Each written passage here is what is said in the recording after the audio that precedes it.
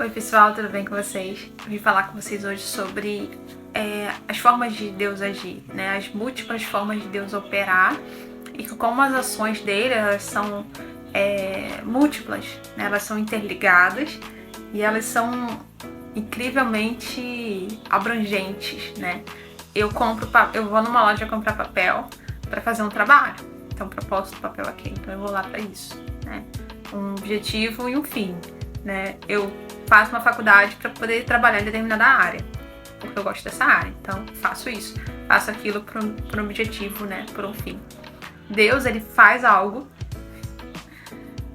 com vários objetivos, né? No meio, ele tem várias questões que se entrelaçam e ele opera e trabalha de forma incrível e dinâmica ali. E tem um fim que abrange várias coisas de várias pessoas e várias descendentes e várias nações e vários grupos de pessoas e até a eternidade. Então isso é muito incrível de observar, até difícil de expressar, mas é algo que só Deus pode fazer, né? E pensando sobre isso, né, eu pensei, né, cara, como Deus age de forma incrível. E lembrei de Simão, né, quando Simão tava ali, ainda o evangelho não tinha sido pregado a gentis, só aos judeus, aos samaritanos, e não tinha tido essa expansão ainda. E tem o centurião Cornélio, né, quem conhece a Bíblia aí. Então Cornélio era uma pessoa muito boa, dava esmolas, tinha família, eles eram muito tementes a Deus, mas não eram convertidos, porque o evangelho não tinha sido pregado a eles ainda, né? Não poderia ser pregado, eles entendiam que era dessa forma. Cornélio, né, era uma pessoa muito boa e Deus via as atitudes dele. E um anjo aparece a Cornélio falando: Cornélio, as suas esmolas foram ouvidas, eu ouvi sua oração, eu vi a sua fidelidade diante de mim. Envie soldados e mande chamar Pedro, Simão, que está em tal lugar na casa de fulano de tal, que ele vai vir e vai ter palavras para falar com você. E ele ficou aterrorizado, porque provavelmente nunca tinha visto um anjo, né? E deve ser uma visão bem que a gente fique com medo mesmo. E ele vai e obedece, né? E depois disso, né, Deus dá aquela visão a Pedro do lençol descendo com os animais e tal. E eram animais impuros, animais que os judeus não podiam comer, porque era proibido segundo a Bíblia, né? Então ele não comia aqueles animais, aquelas carnes daqueles animais. Mas Deus mostra a ele esse lençol descendo com esses animais e fala: Pedro, mata e come. Aí Pedro: de forma nenhuma, Senhor. Como eu vou comer animal impuro? Como eu nunca me contaminei com esses animais, eu não vou comer isso.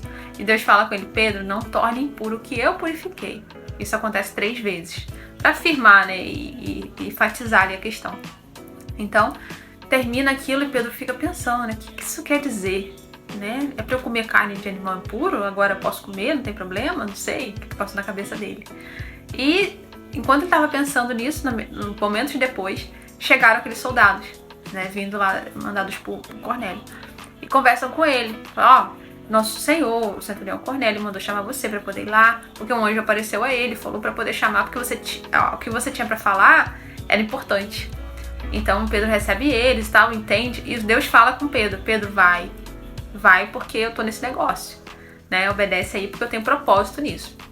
E Pedro obedece e tal, recebe eles, depois vai ao encontro de Cornélio. Quando Pedro chega lá, Cornélio se ajoelha aos pés dele. Você vê que ele não tinha entendimento realmente de quem Deus era, de forma, né, mais ampla, de Jesus e tudo mais. Então, ele se ajoelha aos pés de Pedro e Pedro fala: não faça isso, eu sou homem como você, eu não sou Deus, né? Me explica aí o que aconteceu.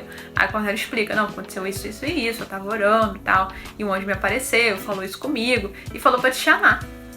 E nesse momento Pedro entende que a visão tinha conexão com essa ocasião, né? Ele fala: verdadeiramente Deus ele é maravilhoso, e ele escolheu pregar, trazer essa mensagem a todos, não só aos judeus.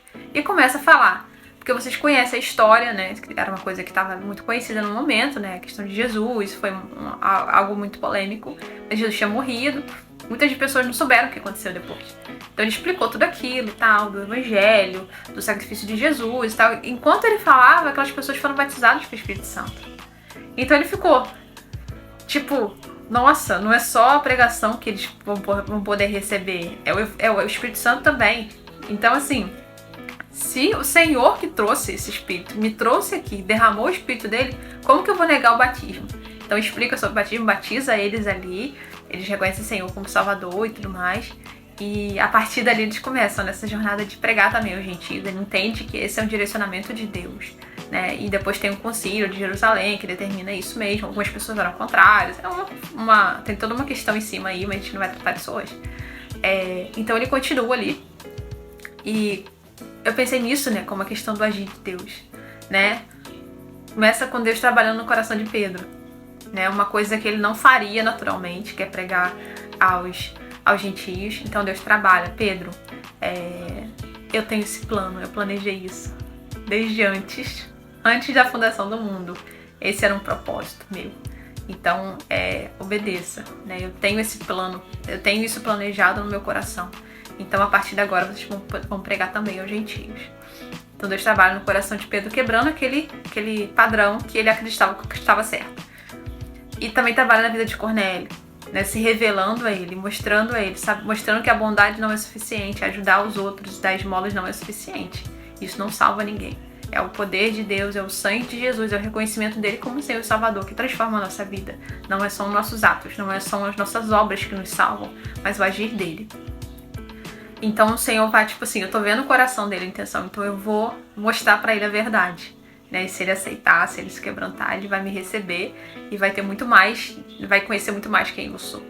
Então Deus trabalha na vida de Cornélio, Deus trabalha na família de Cornélio, Deus trabalha nos soldados de Cornélio, porque ele tinha uma convicção muito forte e o testemunho dele impactava os soldados também, a família, os vizinhos, né? A pregação dos gentios começou a ser feita a partir desse momento. E hoje a gente recebe Jesus, conhece Jesus, ele é pregado para nós por causa desse início, né, do agir de Deus, do mover de Deus na vida daquelas pessoas. Como é amplo, como é maravilhoso o agir de Deus e a capacidade dele de operar coisas incríveis e impressionantes que a gente não teria, né?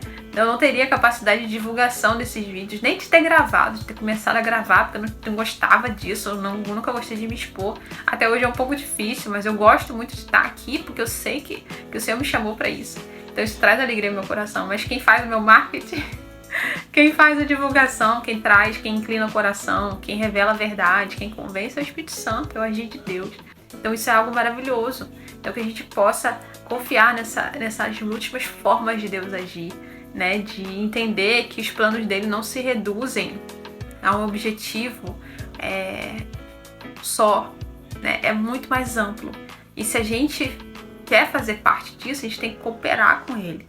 A gente tem que confiar nele. Você pode não estar entendendo, essas coisas podem não estar fazendo sentido aos seus olhos, mas Deus sabe de tudo e Ele pode usar qualquer coisa, qualquer história, qualquer circunstância para glorificar o nome dele. Ele pode curar qualquer ferida, Ele pode transformar qualquer situação, mas a gente precisa deixar, a gente precisa buscar, a gente precisa pedir, né? A Bíblia fala de você pedir, será dado, bater, se vai ser aberta a porta. Então a gente precisa de estar buscando a direção dele, o amor dele, o cuidado dele, né? Ele tem muita coisa para nos dar, mas a gente precisa querer, precisa acessar isso. Então, queridos, essa é a palavra de hoje que eu queria compartilhar com vocês. Deus abençoe e até a próxima. E foi um prazer estar aqui mais uma vez, compartilhando o nome de Jesus, que é tão poderoso, tão incrível, que um videozinho desse não poderia expressar. Até a próxima.